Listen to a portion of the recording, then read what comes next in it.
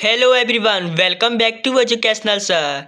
तो हम सभी बीएससी फिजिक्स में सेकेंड ऑर्डर डिफरेंशियल इक्वेशंस को डिस्कस कर रहे थे, जिसके हमने पिछले वीडियो में देखा था कि पार्टिकुलर इंटीग्रल्स क्या होता है और उसके केस वन को डिस्कस किया था। इस वीडियो में हम पार्टिकुलर इंटीग्रल्स के केस टू को डिस्कस करेंगे। केस टू में हम देखते हैं क्या कि आरएचएस साइड या राइट हैंड साइड में क्या साइन यानी ट्रिग्नोमेट्री फंक्शंस हो, साइन कोस। तो चलिए बिना टाइम वेस्ट के वीडियो को स्टार्ट करते हैं। और ये जो है 100% श्योर क्वेश्चन है, एग्जाम्स में आता ही है, तो वीडियो को जरूर देखें। आप तो दोस्तों के पास शेयर जरूर करें। चलिए देखते हैं केस टू ये क्वेश्चन नंबर 3 होगा, क्योंकि हमने पिछले बार केस वन में क्वेश्चन नंबर 1 और क्वेश्चन 2 डिस्कस किया था। क्वेश्चन नंबर 3 में दिया गया है डी स्क्वायर माइनस डी के power 4 minus 3d square minus 4y is equal to 5 sin 2x minus e to the power minus 2x। तो गिवन दैट यानी गिवन ये दिया हुआ है, इसे इक्वेशन 1 लेट कर लेना है फॉर कॉम्प्लीमेंट्री फंक्शंस। हमें मालूम है कॉम्प्लीमेंट्री फंक्शंस के लिए आरएचएस साइड में कुछ भी दिया हो इस सबको क्या जीरो लेट कर लेना है। तो ये सबको जीरो पुट कर देना है यहाँ पे जीरो। ये दिया हुआ है इसके पूरा जीरो किया, चूंकि ये पूरा इक्वेशन है जीरो के इक्वल नहीं हो सकता है, इसीलिए y चूँकि y जीरो के इक्वल नहीं सकता है, y is not equal zero, therefore D के power 4 minus 3d square minus 4 is equal to zero हो जाएगा। हमने तो पिछले बहुत से वीडियो में कॉम्प्लीमेंट्री फंक्शन से क्वेश्चन किए हैं, तो मैंने आपको बता दिया कॉम्प्लीमेंट्री फंक्शन किस तरह से फाइंड आउट किया जाता है। यदि आपने वो वीडियो नहीं दिया है तो मैंने डिस्क्रिप्शन में लिंक दे दिया है पूरा प्लेलिस्ट का, तो उसे चेकआउट कर सकते हैं। तो अब ये देखिए हमने इस तरह करने के बाद हमने क्या किया, डी स्क्वायर को एम पुट कर लेना है। तो डी स्क्वायर यानी एम पुट करने पर यहाँ एम स्क्वायर हो जाएगा माइनस 3m हो जाएगा, minus 4 is equal to zero.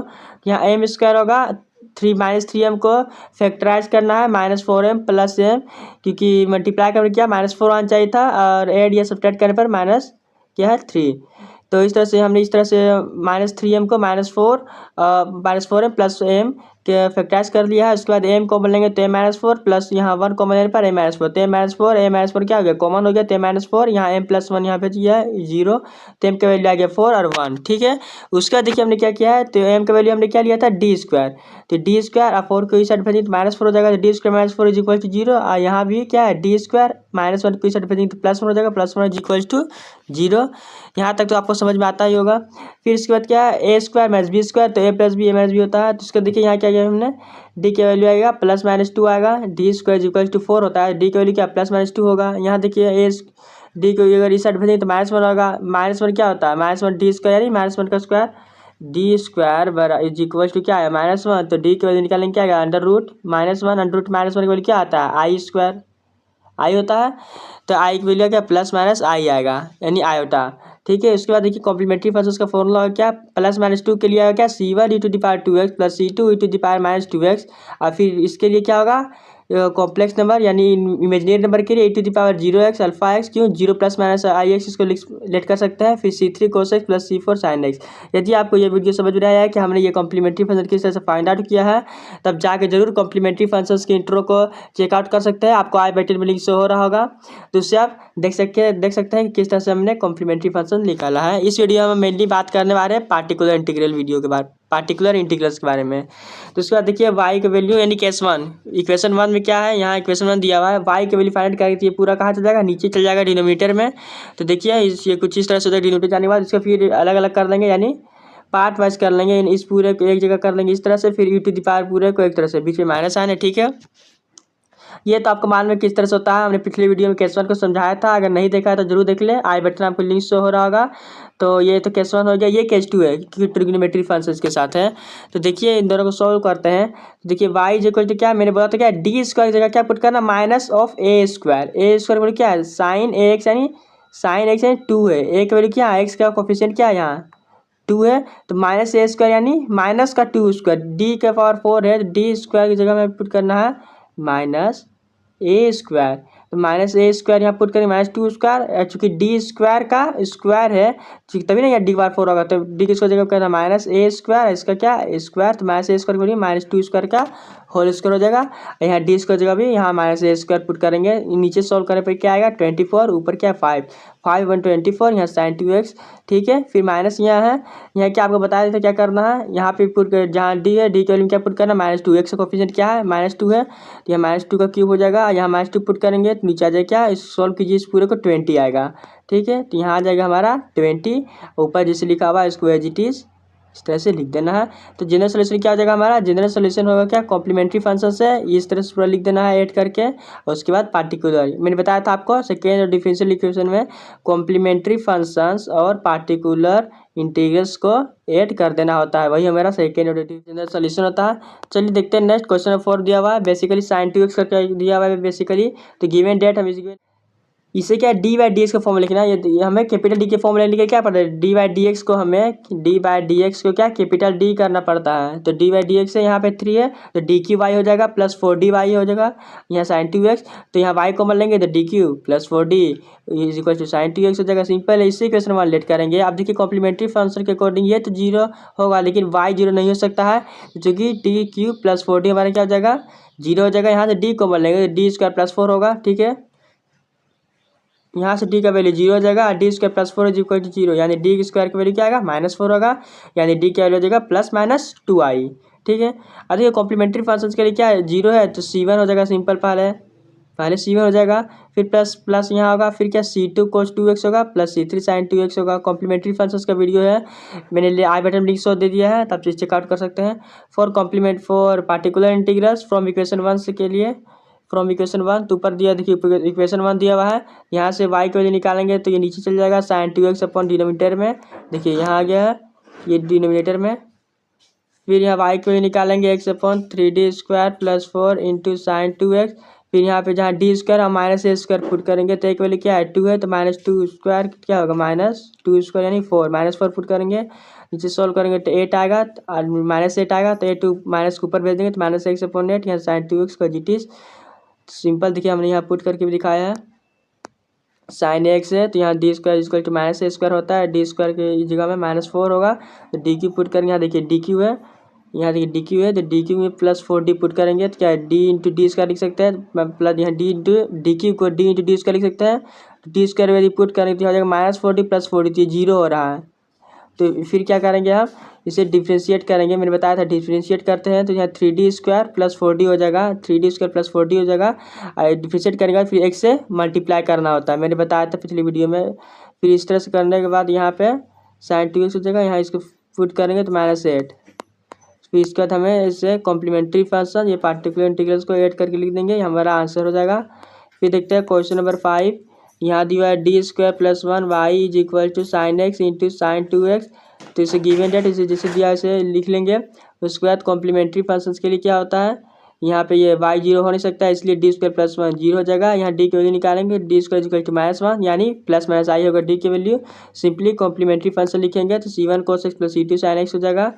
Particular integrals के लिए इक्वेशन 1, तो y is equal to y की वैल्यू निकालेंगे, सिंपल है, देखिए ऊपर y की वैल्यू निकालेंगे तो क्या होगा ये पूरा चल जाएगा नीचे, यहाँ नीचे आ गया है इक्वेशन 1 के अकॉर्डिंग। तो देखिए यहाँ sign x into sine 2x है, तो यहाँ देखिए कैसा फॉर्मूला लगा है, यहाँ देखिए हमने क्या किया है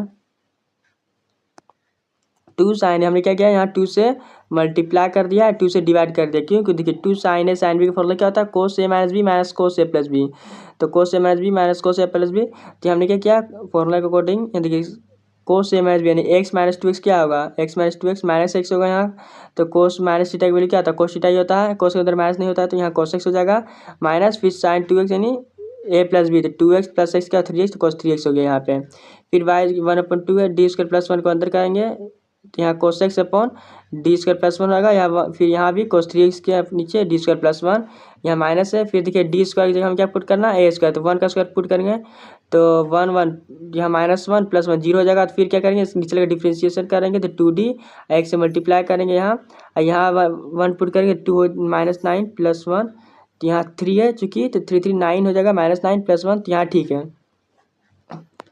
फिर यहाँ देखिए x के वैल्यू 1 पुट करेंगे तो x/2 हो जाएगा, यहाँ 1/d यहाँ cos x है, उसके बाद यहाँ वैल्यू क्या है -8 है, जब माइनस क्या हो जाएगा माइनस यहाँ प्लस हो जाएगा, यहाँ 8 नीचे है cos 3x/2, यहाँ क्या अंदर मल्टीप्लाई कर देंगे तो x/4, यहाँ क्या 1/d क्या है डी का वैल्यू हमने क्या लिया था d/dx, अब 1/d क्या हो जाएगा इंटीग्रल्स हो जाएगा dx, यानी cos x का इंटीग्रल्स हमें क्या होगा cos x का इंटीग्रेशन होगा sin x सिंपल है, फिर यहाँ cos 3x/8 है तो cos 3x/16 होगा, क्योंकि 2 अंदर मल्टीप्लाई करने पर।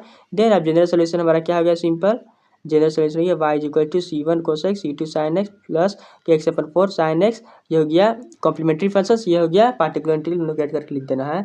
ये लास्ट क्वेश्चन डिस्कस करते हैं टेस्ट 2 का। इस तरह से दिया हुआ है हमारा equation D square Y upon D X square plus 2 D Y upon D X plus 2 Y is equal to sine 2x into cos 3x। ये क्वेश्चन भी इसी तरह है सेम टू सेम जो मैंने भी डिस्कस किया है। इसमें भी उसी तरह क्या करना है, यहाँ पे डी वाई डी एक्स को कैपिटल डी एज्यूम करना है। तो यहाँ क्या डी स्क्वायर वाई, यहाँ 2 डी वाई, यहाँ क्या 2 वाई सिंपली है। उसका इसी इक्वेशन 1 लेट कर देना है। कॉम्प्लीमेंट्री फंक्शंस के लिए इसे पूरा जीरो हो जाएगा, वाई जीरो हो नहीं सकता इसलिए जीरो। फिर फॉर्मूला लगाएंगे क्या, D is equal to minus B plus minus under root B square minus 4ac upon 2a का। तो बी माइनस बी यानी बी की वैल्यू क्या है, यहाँ देखिए क्लास 10th का सारा है। यहाँ बी की वैल्यू क्या है 2 है, तो -2 प्लस माइनस ए यहाँ ए क्या है, ए हमारा क्या है ए डी का कोफिशिएंट ए 1 हो गया यहाँ पे। तो 4 इंटू 1 ए सी का वैल्यू क्या हो गया 2 हो गया, ठीक है -4ac। तो इस सबको मल्टीप्लाई कर देंगे, नीचे 8 हो जाएगा यहाँ पे। फिर -2 प्लस माइनस इसे करेंगे तो आई स्क्वायर होगा, क्योंकि यहाँ माइनस क्या आ रहा है -4 आ रहा है। तो माइनस की जगह हम क्या लिख सकते हैं, -1 की जगह में आई स्क्वायर लिख सकते हैं। तो यहाँ इसको सोल्व करेंगे तो -1 प्लस माइनस आई होगा। बस कॉम्प्लीमेंट्री फंक्शंस फाइंड आउट करेंगे तो ये e to the power -x c1 cos x plus e2 sin x हो जाएगा। पार्टिकुलर इंटीग्रल्स के लिए y की वैल्यू लिखेंगे तो ये इस तरह से हो जाएगा। तो फिर देखिए यहाँ पे फिर से वैसे ही आ गया sin 2x करके, तो यहाँ पे 2 sin a cos b, तो sin a plus b plus sin a minus b का फॉर्मूला लगेगा। इसे फैक्टराइज करेंगे तो यहाँ आएगा sin 5x plus sin -x 1/2 बाहर लेंगे माइनस है तो ये माइनस को बाहर, तो माइनस यहाँ आ जाएगा। sin 5x के नीचे ये पूरा आ जाएगा, sin x के नीचे ये पूरा। उसके बाद देखिए डी स्क्वायर जगह में क्या -25 और यहाँ पे डी स्क्वायर जगह में पुट करना है -1 पुट करेंगे सारे वैल्यू यहाँ पे। तो देखिए वैल्यू पुट करने पर यहाँ 2d -23 आएगा, इसे सोल्व करने पर, ऐसे सोल्व करने पर 2d + 1। फिर यहाँ पे यहाँ 2d -23 आया है 2d + 1। तो यहाँ देखिए क्वेश्चन सोल्व नहीं हो रहा है। तो उसके बाद हमने क्या किया है 2d -23 यहाँ पे हमने क्या रेशनलाइज किया, यानी 2d -23 है तो यहाँ 2d + 23 यहाँ मल्टीप्लाई करना है और ऊपर भी 2d + 23, यहाँ 2d + 1 है तो यहाँ 2d - 1 नीचे मल्टीप्लाई करना है और ऊपर भी 2d - 1 से। जब इसे क्या सिंपली से रेशनलाइज करेंगे, तो चूँकि आपने पढ़ा हुआ ये क्लास 10th में, तो रेशनलाइज करने के बाद यहाँ पे देखिए इसे सोल्व करेंगे, इन दोनों को मल्टीप्लाई करने पर आएगा 4d स्क्वायर - 529, इसे मल्टीप्लाई करने पर आएगा 4d स्क्वायर - 1 और ऊपर जैसा है वैसा ही छोड़ देंगे। सिंपली आप देखिए डी स्क्वायर की वैल्यू -25 पुट कीजिए या डी स्क्वायर की वैल्यू -1, फिर से यहाँ पुट करते हैं नीचे। तो देखिए यहाँ इस तरह से पुट करते हैं, नीचे आएगा -629, यहाँ आएगा क्या 5, ऊपर जैसे लिखा हुआ है वैसे ही एज इट इज रहने देंगे।